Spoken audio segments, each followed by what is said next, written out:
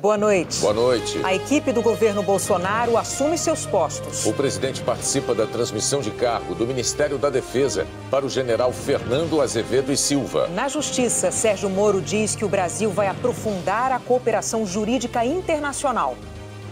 O Brasil não será um porto seguro para criminosos e jamais, novamente, negará cooperação a quem solicitar por motivos exclusivamente político-partidários. Na Fazenda, Paulo Guedes reafirma a necessidade de reformar a Previdência. E de controlar gastos. O teto está aí, mas um teto sem parede de sustentação cai. E essa parede de sustentação são as reformas. Nós temos que aprofundar reformas. E a Bolsa de Valores de São Paulo atinge o maior nível da história. 2 de janeiro de 2019. O Jornal Nacional está começando. O primeiro dia do governo do presidente Jair Bolsonaro teve transmissão de cargo de 18 dos 22 novos ministros. Entre eles, os 4 que vão trabalhar diretamente com o presidente no Palácio do Planalto. O novo presidente saiu da residência do Torto pouco depois das 8. Gastou 10 minutos para chegar ao Palácio do Planalto e inaugurar o primeiro dia de governo. Não é praxe, mas Jair Bolsonaro fez questão de estar na transmissão de cargos dos 4 ministros que estarão mais próximos dele no Palácio. No GSI, Gabinete de Segurança Institucional, troca de generais. Sérgio Etchegóin deu lugar a Augusto Heleno, que elogiou o trabalho do antecessor. A nossa missão no Gabinete de Segurança Institucional é basicamente tratar da segurança e das viagens do presidente da República, mais ainda, cuidar do sistema de inteligência brasileiro, ser o cabeça desse sistema. E esse sistema foi recuperado pelo general Etchegóin. Na Secretaria de Governo saiu Carlos Marum e entrou o general Santos Cruz, que prometeu botar ordem no trato da coisa pública e prezar pela harmonia e transparência. Sempre dentro dos princípios da administração pública, de honestidade, de lealdade, de transparência, de publicidade, a fim de que se transmita à nossa população traumatizada por escândalos ao longo de muitos anos, que se transmita uma sensação de honestidade de governo, de transparência, de confiabilidade, de credibilidade em todos os programas, por exemplo, na parte não só de governo, como na parte de privatizações. A Secretaria-Geral passou de Ronaldo Fonseca para Gustavo Bebiano. Eliseu Padilha deixou a Casa Civil para Onyx Lorenzoni. Os dois trabalharam juntos na transição do governo. Um dos principais articuladores políticos do governo chegou propondo diálogo. Será a marca desse governo. Nós vamos surpreender pela capacidade de dialogar, dialogar e dialogar, porque o parlamento precisa disso, o presidente sabe disso e nós temos um grande desafio: consertar o Brasil. Onyx apelou ao Congresso por um pacto sobre o que é importante para o país. Algumas reformas já foram enfrentadas pelo atual governo, mas nós teremos o desafio de enfrentar aquelas que estão no dia a dia do nosso calendário. E é muito importante pedir aqui um pacto político entre governo e oposição por amor ao Brasil. O ministro disse que o novo governo não recebeu um papel em branco. As disputas ideológicas podem e devem ser travadas. Nós não recebemos um papel em branco ao vencermos as eleições, sob a liderança do presidente Jair Bolsonaro. Nós sabemos que temos a responsabilidade de conduzir o Brasil. E o presidente Bolsonaro é o primeiro a sempre dizer que nós temos uma missão, que nós temos que acertar cotidianamente, que nós não podemos errar. Depois da posse, Gustavo Bebiano falou sobre a reforma da Previdência. Consenso no governo sobre a urgência. Disse que, para ganhar tempo, considera até a possibilidade de aproveitar o texto apresentado por Michel Temer e que já tramita na Câmara. No meu entendimento, nós ganharíamos tempo aproveitando o que já está lá, talvez a aprovação, pelo menos em parte do que já está lá, nos trouxesse resultados imediatos, assim, mais rapidamente. A proposta do zero passará por todos os trâmites, tudo de novo, não é? É um Congresso novo, 50% praticamente renovado. Eu acho que o momento político é favorável. O compromisso seguinte foi um encontro com o secretário de Estado americano Mike Pompeo. Logo depois, Pompeo falou de assuntos em que Brasil e Estados Unidos devem trabalhar juntos. Grande encontro com o presidente Jair Bolsonaro para reforçar nosso compromisso recíproco para a democracia, a educação, a prosperidade, segurança e direitos humanos. Espero trabalhar em conjunto para apoiar os que sofrem em Cuba, Nicarágua e Venezuela sob o peso de ditaduras. Depois de Pompeo, Bolsonaro recebeu o presidente de Portugal, Marcelo Rebelo de Sousa, o primeiro-ministro da Hungria, Viktor Orbán, e o vice-presidente do parlamento chinês, Xi Jinping. Ainda no feriado de ontem, logo depois da posse, o governo já publicou em edição extra do Diário Oficial as primeiras medidas. Por decreto, o presidente Jair Bolsonaro subiu o novo salário mínimo de R$ 954 para R$ 998. Uma medida provisória reorganizou a estrutura dos ministérios e transferiu para a Agricultura a competência sobre reforma agrária, regularização de terras, Amazônia Legal e territórios indígenas e quilombolas, além do serviço florestal. Numa rede social, Jair Bolsonaro disse: mais de 15% do território nacional é demarcado como terra indígena e quilombolas. Menos de 1 milhão de pessoas vivem nestes lugares isolados do Brasil de verdade, exploradas e manipuladas por ONGs. Vamos juntos integrar estes cidadãos e valorizar a todos os brasileiros. Outra alteração na área ambiental foi a vinculação da Agência Nacional de Águas ao Ministério do Desenvolvimento Regional. Antes, a agência era ligada ao meio ambiente. Na Galeria do Planalto, a foto colorida de Michel Temer está em preto e branco. Ele agora aparece ao lado de outros ex-presidentes do Brasil. O retrato oficial de Temer também já está sendo retirado das paredes dos gabinetes. A nova foto oficial com o presidente Jair Messias Bolsonaro deverá ser feita amanhã, no Palácio da Alvorada, por um fotógrafo da Secretaria de Comunicação da Presidência. Fora do Palácio do Planalto, o presidente só compareceu à transmissão de cargo do ministro da Defesa. A elite das Forças Armadas estava no Salão Nobre do Clube do Exército, os principais comandantes. No discurso, Jair Bolsonaro começou agradecendo de forma especial o comandante do Exército, general Eduardo Vilas Boas. Não precisava falar mais. Hierarquia, disciplina e respeito é que fará do Brasil uma grande nação. Muito obrigado, comandante Vilas Boas. O que nós já conversamos morrerá entre nós. O senhor é um dos responsáveis por estar aqui. Muito obrigado mais uma vez. Presidente formado na Academia Militar das Agulhas Negras, Bolsonaro fez um breve histórico de sua trajetória de apoio às Forças Armadas e elogiou os ex-presidentes José Sarney, Fernando Collor e Itamar Franco. Fui amigo do senhor Leônidas Pires Gonçalves, então ministro do Exército, a partir de 2002. Muito conversava com ele, inclusive em sua residência. E ele me reportava sempre nos contatos que teve com o então presidente da República, José Sarney.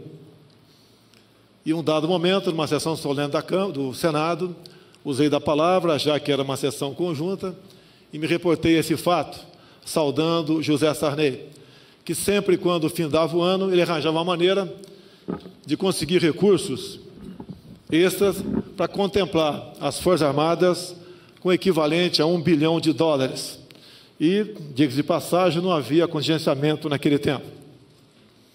Com o Sarney tivemos também o 13º salário. Depois tivemos o senhor Fernando Collor de Mello. Eu não posso deixar de citar a lei delegada número 12, onde Vossa Excelência conseguiu, e por intermédio dela, reestruturou a nossa carreira, criando a gratificação de atividade militar. Muito obrigado pelo reconhecimento. Depois tivemos também o senhor Itamar Franco, onde no meio do seu mandato nós tivemos aqui uma dita isonomia salarial. Durou pouco tempo, mas foi bem-vinda. Sem citar o ex-presidente Fernando Henrique Cardoso, Bolsonaro criticou o que chamou de esquecimento das Forças Armadas. Depois tivemos o outro governo. E o senhor sabe qual foi. Tivemos alguns problemas, em especial comigo, mas prosseguimos a nossa jornada. Criou-se em 99 o Ministério da Defesa. Apenas 3 deputados votaram contra a criação do Ministério da Defesa. Porque o entendimento de um deles, que era eu, é que ele não estava vindo por uma necessidade militar, assim, mas sim por imposição política. E tudo se transformaria em uma incerteza a partir daquele momento. E, obviamente, que pese alguns bons ministros civis que tivemos, prezado Raul Jungmann, como regra, nós fomos um tanto quanto esquecidos. E esquecidos por quê? Porque as Forças Armadas, senhor ministro Toffoli, senhora Raquel Dodge, as Forças Armadas são, na verdade, um obstáculo para aqueles que querem usurpar do poder. Bolsonaro ainda fez menção a uma medida provisória editada em 2001 no governo Fernando Henrique, que reestruturou a remuneração dos militares das Forças Armadas. Temos como herança desse governo que citei agora há pouco, uma medida provisória, 2215, que esperamos, prezado ministro Fernando, não deixá-la completar 19 anos. O presidente disse que o brasileiro espera uma saída para a crise. E hoje em dia, a situação que estou aqui, a situação que o Brasil chegou, é uma prova inconteste de que o povo, em sua grande maioria, quer hierarquia, quer respeito, quer ordem e quer progresso. Já o novo ministro da Defesa, general Fernando Azevedo e Silva, falou sobre o papel das Forças Armadas numa democracia. Temos consciência de que quanto mais fortes, melhores serão as condições para atuarmos como mediadores, sem o uso da violência. Manter a paz e a harmonia social deve ser entendido como objetivo evidente da defesa. As ações das Forças Armadas serão pautadas pela Constituição Federal de 1988 e as leis infraconstitucionais. Na cerimônia de transmissão de cargo na pasta da Justiça e Segurança Pública, o ministro Sérgio Moro disse que o desvio de dinheiro público atinge os mais vulneráveis e que o Brasil não será um porto seguro para criminosos. 2 meses depois de decidir trocar a magistratura pela esplanada dos ministérios, Sérgio Moro assumiu o Ministério da Justiça e Segurança Pública. Ao lado dele, o presidente do Supremo, Dias Toffoli, os antecessores de cada pasta, Torquato Jardim e Raul Jungmann, e o presidente da OAB, Cláudio Lamáquia. Moro disse que o Brasil precisa de leis e instrumentos mais fortes para combater crimes. Não se combate a corrupção somente com investigações e condenações criminais eficazes. Elas são relevantes, pois não há combate eficaz à corrupção com impunidade e sem riscos de punição para os criminosos. Mas elas não são suficientes. São necessárias políticas mais gerais contra a corrupção. Leis que tornem o sistema de justiça mais eficaz. Leis que diminuem incentivos e oportunidades contra a corrupção. Um juiz em Curitiba pouco pode fazer a respeito dessas políticas gerais. Mas no governo federal, a história pode ser diferente. Ele detalhou as medidas necessárias para o combate às facções criminosas nas prisões. O remédio aqui é universal, embora nem sempre de fácil implementação. Prisão dos seus membros, isolamento carcerário das lideranças, identificação da estrutura e confisco de seus bens.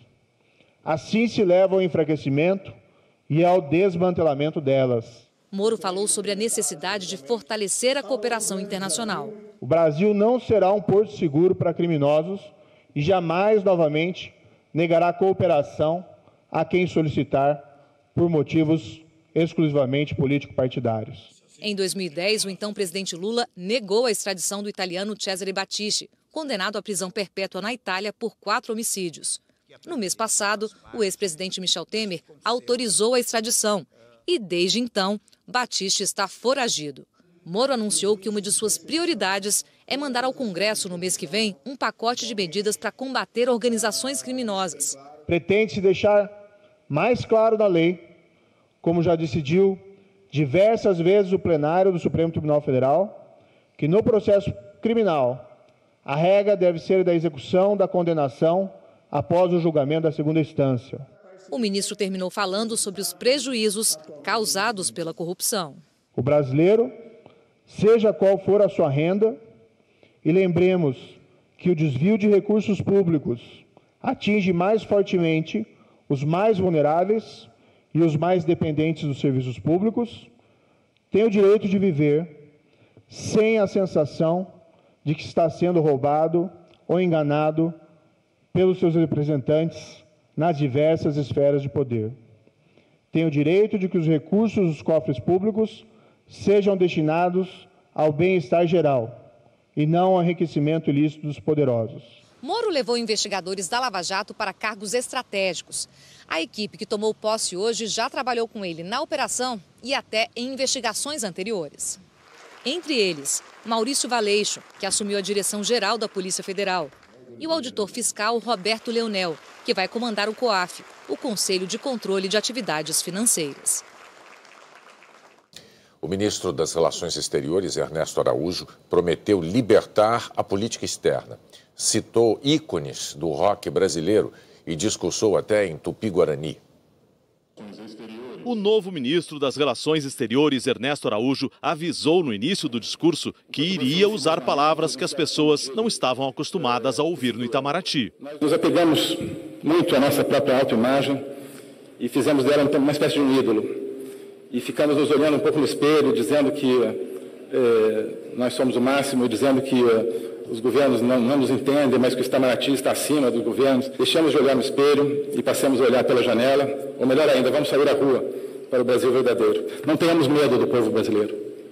Somos parte do povo brasileiro. O novo chanceler brasileiro criticou fortemente a atuação do Itamaraty nos últimos anos e disse que o Brasil terá uma nova postura em relação a organismos internacionais, inclusive a ONU. Vamos reorientar a atuação do Brasil em favor daquilo que é importante para os brasileiros, não do que é importante para as ONGs. Nós não estamos aqui para trabalhar pela ordem global. Aqui é o Brasil e não tenho medo de ser o Brasil. No discurso, Ernesto Araújo citou um trecho do Novo Testamento em grego. Conhecereis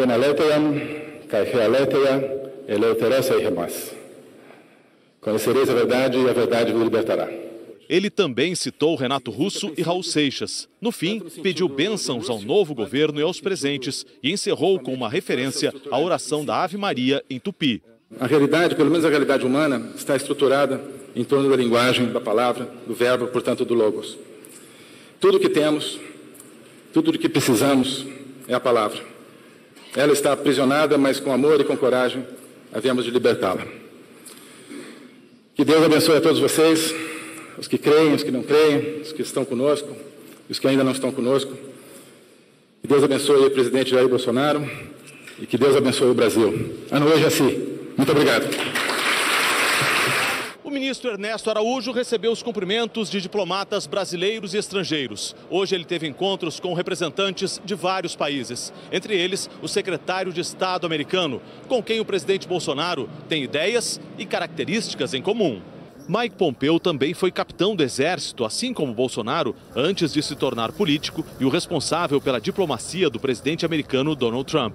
E os dois países têm uma visão semelhante dos regimes de esquerda de Cuba, Venezuela e Nicarágua, acusados de não respeitarem as regras da democracia. Esse foi um dos assuntos da reunião. Eu perguntei ao secretário Pompeo sobre o papel que o governo americano espera do Brasil em relação a estes países. Ele não deu detalhes, mas afirmou que Brasil e Estados Unidos devem atuar juntos. Achamos que o povo dos Estados Unidos e o povo do Brasil têm os mesmos valores da democracia e da liberdade. Eu assisti a uma transição pacífica de poder ontem. Isso não acontece em muitos países. Você mencionou Cuba e falamos também de Venezuela e Nicarágua. Os povos desses países não têm a oportunidade de expressar suas opiniões, de dizer o que pensam, de cobrar dos governos. Esse é o tipo de coisa que pretendemos trabalhar em conjunto. O dia político em Brasília foi tomado pelas cerimônias de transmissão de cargos. A deputada federal Tereza Cristina do DEM, ligada à bancada ruralista na Câmara, assumiu o Ministério da Agricultura, que terá como novas funções cuidar da reforma agrária e da demarcação das terras indígenas, áreas que tradicionalmente têm conflitos com o agronegócio. A ministra defendeu uma política focada nos interesses comerciais do país e disse que o Brasil é modelo em preservação ambiental. O Brasil é um país com legislação ambiental extremamente avançada e que mais soube preservar suas florestas nativas e matas ciliares. Nosso país é um modelo a ser seguido, jamais um transgressor a ser recriminado. Em cerimônia fechada, o novo ministro do Meio Ambiente, Ricardo de Aquino Salles, do Partido Novo, afirmou que vai promover uma revisão de normas e regulamentos para simplificar a fiscalização ambiental. O engenheiro Tarcísio de Freitas assumiu o Ministério da Infraestrutura. Ele disse que a recuperação do setor depende muito da iniciativa privada e que o primeiro teste do sucesso dessa parceria será o leilão da Ferrovia Norte-Sul em março. Na mesma linha de pensamento, o ministro de Minas e Energia, Almirante Bento Albuquerque Júnior, afirmou que vai priorizar a privatização da Eletrobras.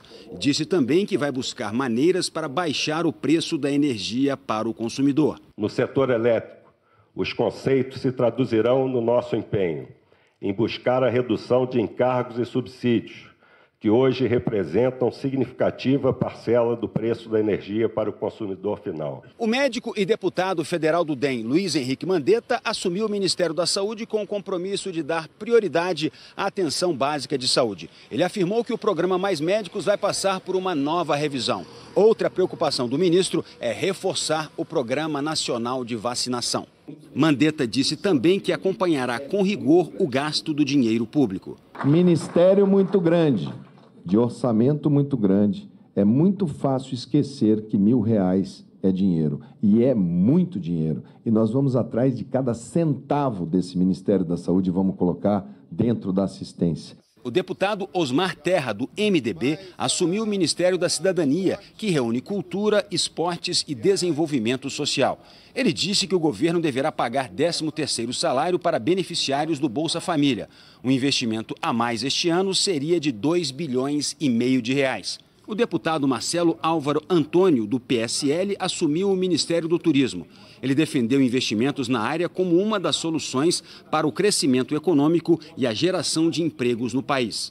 A criação de uma secretaria para incentivar pesquisas e novas parcerias para aumentar o financiamento privado na área de inovação científica são alguns dos planos defendidos pelo astronauta Marcos Pontes, que assumiu o Ministério da Ciência e Tecnologia. A advogada e pastora evangélica Damares Alves assumiu o cargo de ministra da Mulher, Família e Direitos Humanos. O ministério terá 8 secretarias e 12 conselhos ou comitês. Damares disse que, por orientação do presidente Jair Bolsonaro, o novo ministério vai manter a atual estrutura montada para atender aos grupos LGBT. Ela afirmou que a família vai ser o ponto de referência das políticas públicas. A nova ministra defendeu sua crença religiosa. O Estado é laico, mas essa ministra é terrivelmente cristã.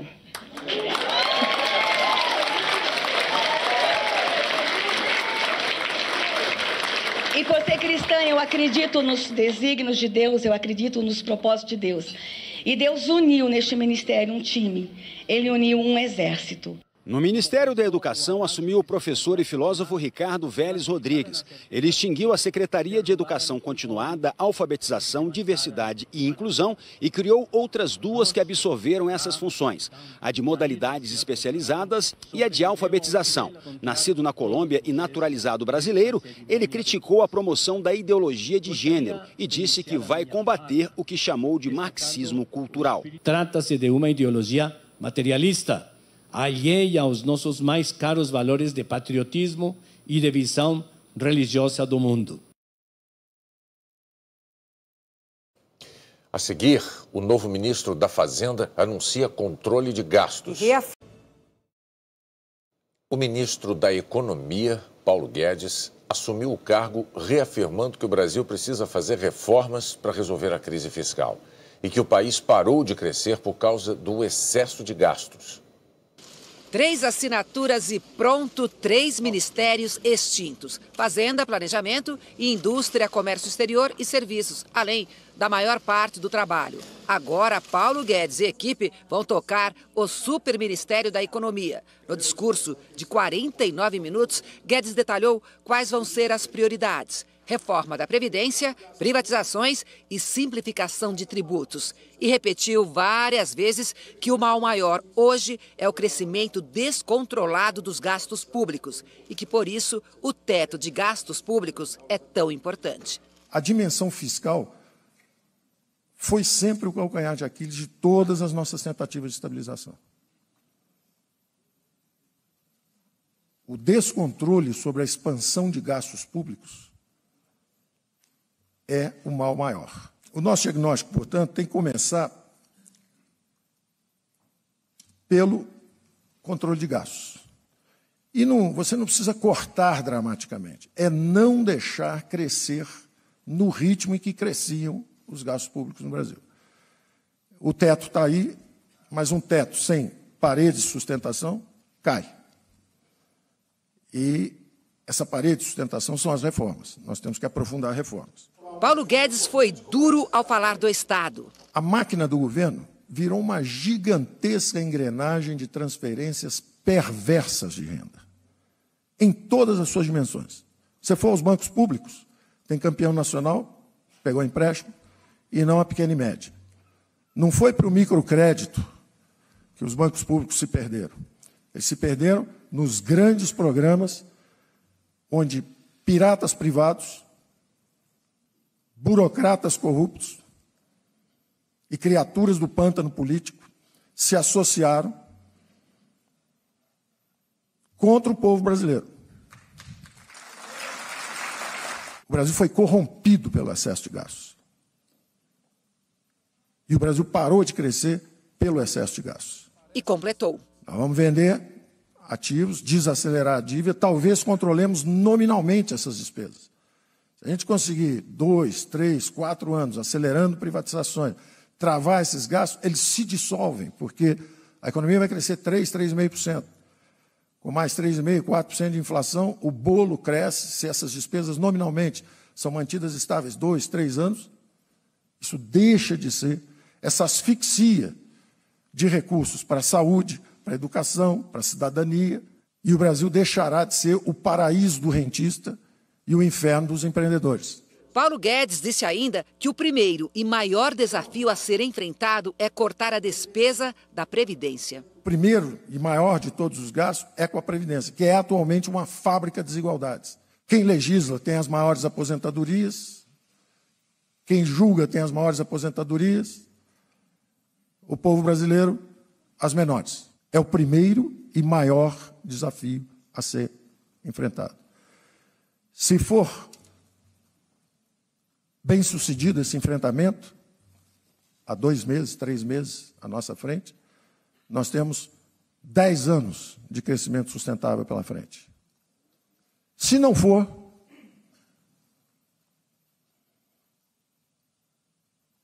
temos sugestões também.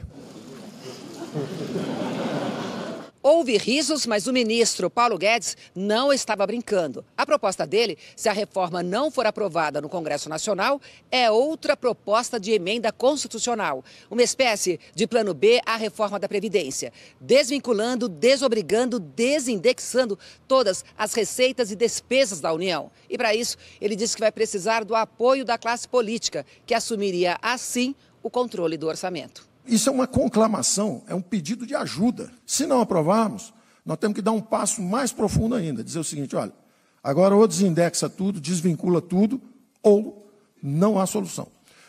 O bonito é que se der errado, pode dar certo. Porque se der errado a aprovação da reforma da Previdência, que é a mais importante de todas, que nos dará esse horizonte fiscal, é bastante provável que a classe política dê um passo à frente e realmente assuma o comando sobre o orçamento.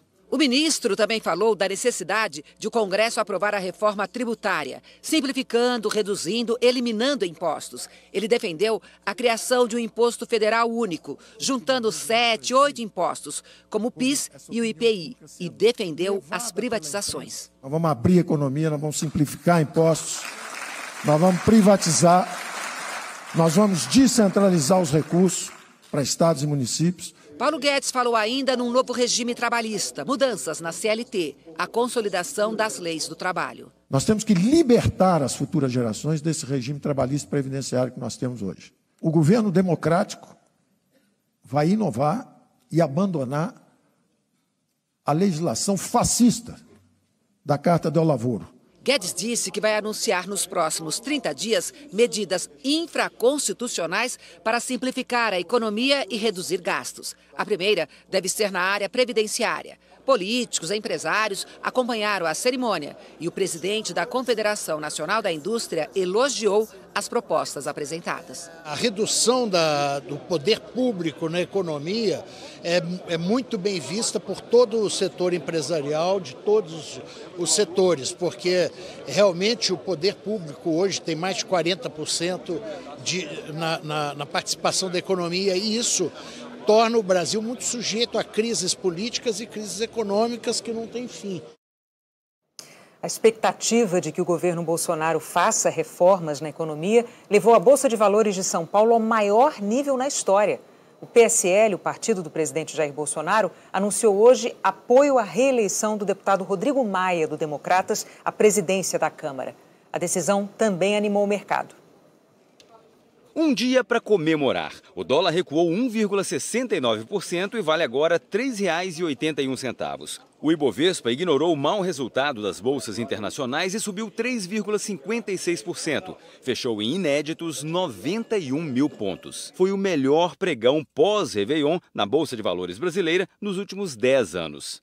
O mercado está com um humor tão bom que está fazendo até brincadeiras. E a de hoje é que o Natal finalmente chegou. Normalmente, a Bolsa sobe no fim do ano. A expectativa dos investidores era de que o Ibovespa passasse dos 90 mil pontos em dezembro. Mas isso só aconteceu agora, nesse primeiro dia de negociações cheio de boas notícias. Uma das estrelas foi a Eletrobras, que teve alta de 14,5%. O novo ministro de Minas e Energia, almirante Bento Albuquerque, disse que vai avançar com a privatização da empresa e manter o atual presidente no cargo.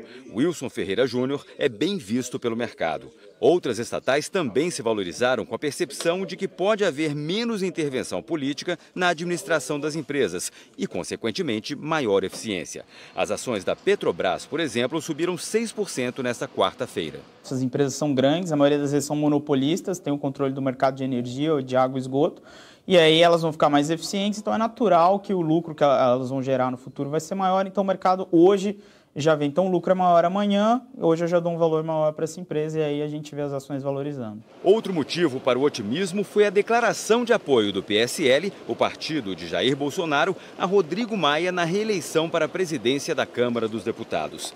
O mercado financeiro considera Maia importante para a aprovação das reformas defendidas pela equipe econômica do governo.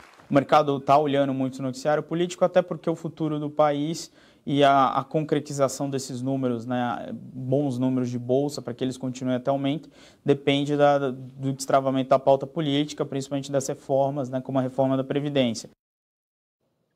A balança comercial brasileira teve um saldo de 58 bilhões de dólares no ano passado, 13% menos do que em 2017, porque as importações cresceram num ritmo mais acelerado do que as exportações. O Brasil precisou comprar mais máquinas e insumos e os economistas consideram isso um sinal de retomada da economia. A seguir tem a previsão do tempo. Um homem suspeito de agredir violentamente a mulher no Rio de Janeiro se apresentou à polícia hoje. Fábio Felipe é filho do presidente da Câmara de Vereadores. Na frente das câmeras, silêncio. Na frente da polícia, Fábio Felipe também se negou a falar sobre as agressões que desfiguraram a mulher. A delegada responsável pelo caso afirmou que Thaís Cristine foi agredida durante 3 horas com muitos socos, principalmente no rosto. Os investigadores disseram que Fábio Felipe não aceitava o fim do relacionamento. Parentes contaram na delegacia que a vítima sofreu fraturas nos ossos da face. As agressões começaram no início de dezembro e a mais violenta foi no dia 21. Fábio Felipe é filho do presidente da Câmara de Vereadores do Rio. No domingo, o pai Jorge Felipe, do MDB, postou um vídeo nas redes sociais dizendo que é contra a violência e que o agressor tem que ser punido. A Polícia Civil pediu a prisão de Fábio, mas a juíza Angélica dos Santos, do plantão judiciário, negou. Segundo o relato de parente, o autor era muito agressivo, muito ciumento. Inclusive, 20 dias antes dessa agressão que está sendo apurada, ele a teria agredido de novo. Esse fato todo chegou à delegacia porque a mãe veio denunciar. Basta a gente tomar conhecimento do fato e nós podemos proceder sem autorização de ninguém. O inquérito está correndo em segredo de justiça. É uma matéria que resguarda o direito de família no momento. Não podemos dar nenhuma declaração. Essa não é a primeira vez que Fábio Felipe responde por violência doméstica. A delegada disse também que ele já foi alvo de outros 3 inquéritos entre 2007 e 2012. A vítima, a mulher com quem foi casado antes de Thaís Cristine. E na noite de Réveillon, um caso teve um final trágico na zona oeste do Rio. Yolanda Souza, os 2 filhos e o ex-marido passaram a virada do ano na casa de um vizinho. Mas logo depois da meia-noite, o casal começou a discutir. Yolanda decidiu ir embora e, ao chegar em casa, foi surpreendida com a presença do ex-companheiro. Ela foi morta com dezenas de facadas. Nas redes sociais, a filha mais velha, que Yolanda teve num outro relacionamento, expressou a revolta. Me ajudem a achar esse covarde que matou a minha mãe cruelmente com o meu irmão no colo. Eu pedi para que ele não fizesse isso, mas ele não quis saber. Ela só queria ter a liberdade dela e ser feliz, mas ele não aceitou o fim do casamento. O suspeito, Rodrigo Souza, foi preso nessa tarde. Segundo a polícia, ele confessou o crime. A gente quer justiça, né? Que ele pague pelo que ele fez, entendeu? Porque ele destruiu uma família, a família está arrasada. Em Valparaíso de Goiás, a vítima não fez boletim de ocorrência, mas a polícia abriu inquérito sobre lesão corporal com base em imagens de câmeras de vigilância. O homem puxou a mulher pelos cabelos para dentro do elevador, deu um soco e tapas. O agressor ainda atirou cerveja e amassou a lata no rosto da vítima. Ele é o marido dela. A vítima disse à polícia que foi a primeira vez que apanhou, que o marido estava bêbado e que a briga terminou assim que entraram no apartamento. Nós não conseguimos contato com a defesa do agressor. Também em Goiás, a polícia anunciou ter esclarecido o desaparecimento de uma mulher de 46 anos. Aparecido José Dias levou os policiais até uma mata em Abadiânia, onde estava o corpo de Nilciene da Silva. Segundo a polícia, ele confessou o assassinato a pauladas por causa de uma discussão. Bom, agora é a hora da previsão do tempo. Nós vamos ao vivo a São Paulo com a Maria Júlia Coutinho. Maju, você disse que vinha por aí uma frente fria. Está confirmada? Confirmadíssima, Bonner. Boa noite para você, para Renato e para todos. A frente se formou lá no Uruguai e ela está a caminho do sul do país, Bonner. Ela marcará o fim da calmaria na região. Parte de Santa Catarina e do Rio Grande do Sul entram aí na rota de alerta para temporais, que podem vir acompanhados de raios, rajadas e granizo. A chuva já deve chegar no início da madrugada, a região da fronteira, pode chover bastante lá em Uruguaiana, em Bagé. Depois, ao longo do dia, essa chuva se espalha por Santa Maria, vai avançando para Santa Catarina, atinge Chapecó. Porto Alegre, com 33 graus, está na rota do alerta, com chuva chegando a partir da tarde. Mesma situação lá de Floripa. E Curitiba também tem chuva vespertina e 32 graus de máxima, Bonner. Então tá, vamos ver as outras regiões. Vamos lá, olha só.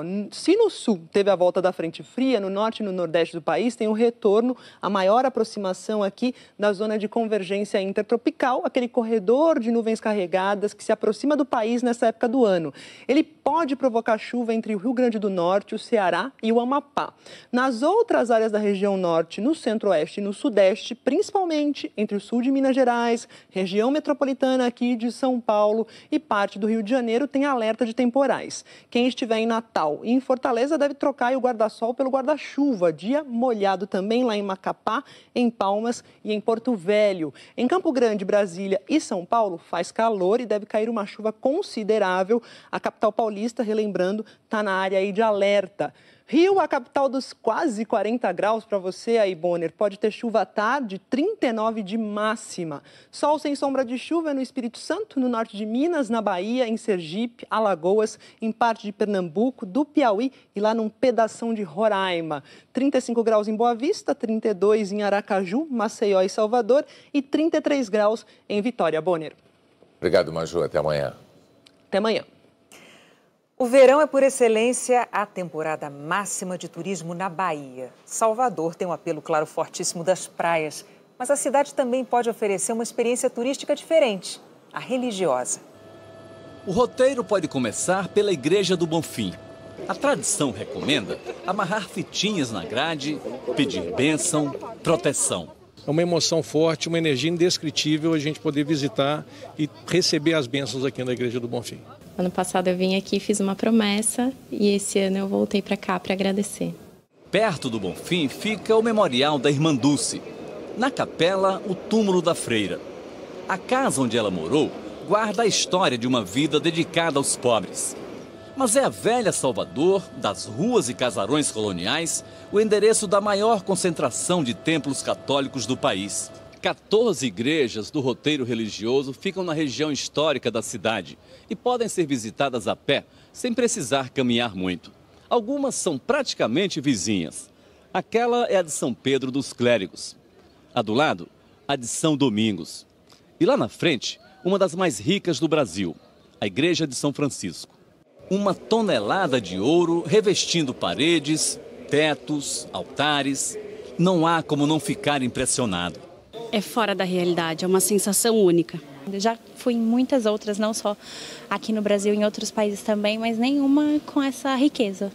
Riqueza que contrasta com os votos de pobreza que fez São Francisco. Mas cada detalhe dourado tem o peso da devoção ao santo. Pode até parecer uma contradição se a gente levar em consideração a vida do santo e a igreja, mas no sentido da época, no barroco, os valores daquele momento, quanto mais bonito, quanto mais exuberante para o divino, melhor. Essa raridade levou 103 anos para ficar pronta. O mesmo tempo que os escravos precisaram para construir, nas horas de folga, a igreja de Nossa Senhora do Rosário. Esta outra, a do Paço, tem uma torre privilegiada. Daqui se vê o Pelourinho, o elevador Lacerda e a Baía de Todos os Santos. Um dos mais antigos templos católicos do Brasil é a Catedral de Salvador. Construída pelos jesuítas, acabou de ser restaurada.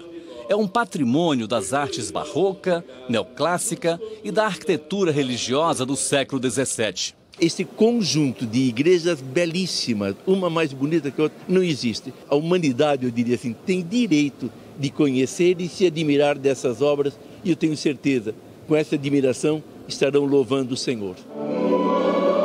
A capital da Bahia tem 372 igrejas, de todos os santos, das artes, da beleza e da fé. Lindo, lindo, lindo. Agora, se você estiver pensando em aproveitar Salvador em algum feriadão, é bom saber que o calendário desse ano não ajuda muito, não. Este céu azul, este marzão, desgrudar dessa vida boa é uma dificuldade. Os hotéis de Maceió fecharam 2018 com uma taxa de ocupação pertinho dos 90%. Mas em cidades como Belo Horizonte, por exemplo, que dependem de um outro tipo de turismo, o de negócios, a lógica é diferente. Do comércio ao setor de serviço, todo mundo aqui sabe que quanto menos folga durante a semana, melhor. Acreditamos que deixa-se de faturar 50 milhões de reais por dia fechado. Você deixando de ter feriados que se emendam no fim de semana, você tem a questão do dinheiro circular dentro de Belo Horizonte. Isso para o comércio é fundamental. Sob esse ponto de vista, o calendário de 2019 está generoso. Tirando o Carnaval, Semana Santa e Natal, a maioria dos outros feriados nacionais vai cair no fim de semana. É o caso do 21 de abril, dia de Tiradentes, 7 de setembro, Independência, 12 de outubro, Nossa Senhora Aparecida e do 2 de novembro, feriado de Finados. Só de fim de semana, para sair de qualquer lugar e vir passear, é complicado. Tem que ter no mínimo uns 4 dias, 5 dias, para poder fazer a viagem tranquila. Em compensação, acho que nós temos o lado empresarial, que este ano temos menos feriados, que os executivos vão viajar mais, vão trabalhar mais, vão produzir mais. Quando não tem feriado, os preços são mais acessíveis. Isso é bom para o turismo, é bom para a indústria, é bom para o usuário, é bom para todo mundo. Quem está pensando em dar uma esticadinha pode contar com o 20 de junho, Corpus Christi, que vai cair numa quinta-feira, ou com o 15 de novembro, dia da Proclamação da República, na sexta. O 1º de maio, dia do trabalho, vai ser mais difícil de enforcar, porque cai numa quarta-feira. Mas tem que tentar aproveitar aqueles que vão ter. Se tiver aqueles que conseguir fazer e emendar, né? Aí vai embora. A seguir, o Papa começa 2019. Equipes de resgate salvaram um bebê de 11 meses nos escombros de um prédio na Rússia. Ele só foi encontrado 35 horas depois de uma explosão, supostamente provocada por vazamento de gás. Estava embrulhado em várias camadas de tecido. Na região dos Montes Urais, a temperatura nessa época chega a 17 graus abaixo de zero. 21 pessoas morreram no desabamento. 20 estão desaparecidas. O Papa Francisco teve hoje a primeira audiência semanal de 2019 e, ao brincar com artista de circo, ele acabou produzindo uma imagem muito simbólica do ano difícil que passou. O Papa Francisco voltou a sorrir. Foi hoje, na primeira audiência do ano, na Sala Paulo VI, no Vaticano. Inicialmente, ele falou aos presentes sobre a fé cristã. Disse que é melhor ser ateu do que um cristão hipócrita. E aconselhou a todos o revolucionário Evangelho. Dove c'è il Vangelo c'è rivoluzione. Ontem, na missa do Ano Novo, Francisco já tinha proposto uma renovação na igreja, que, segundo ele, corre o risco de se tornar um lindo museu do passado se os católicos perderem a fé. Hoje, integrantes de um circo cubano se aproximaram do pontífice e a alegria caribenha o contagiou. Animado, o Papa até tocou a bola, um início positivo para quem viveu um ano difícil. O Papa Francisco sofreu muitos ataques por parte de cardeais ultraconservadores. Houve muitas denúncias de abuso sexual, renúncias e sua equipe ficou desfalcada. O último ato de um ano hostil ao Papa aconteceu no último dia de 2018. O pedido de demissão do porta-voz da Santa Sé, o americano Greg Burke, e da vice dele. O Papa nomeou então o jornalista Alessandro Gisotti para o cargo de porta-voz. Os próximos meses serão muito importantes para o Papa Francisco. A reunião sobre a pedofilia no clero em fevereiro e a aprovação de uma nova Constituição Apostólica poderão mudar o futuro da Igreja. Começou a 50ª edição da Copa São Paulo de Futebol Júnior. A Copinha é a maior competição de categorias de base do futebol brasileiro. Os jogadores têm no máximo 20 anos de idade. 128 times participam. O primeiro jogo, hoje, chamou a atenção pelos gols perdidos. Paulista e RB Brasil ficaram no 0-0. O Jornal da Globo é depois do Festival Ano Novo. Boa noite. Uma boa noite.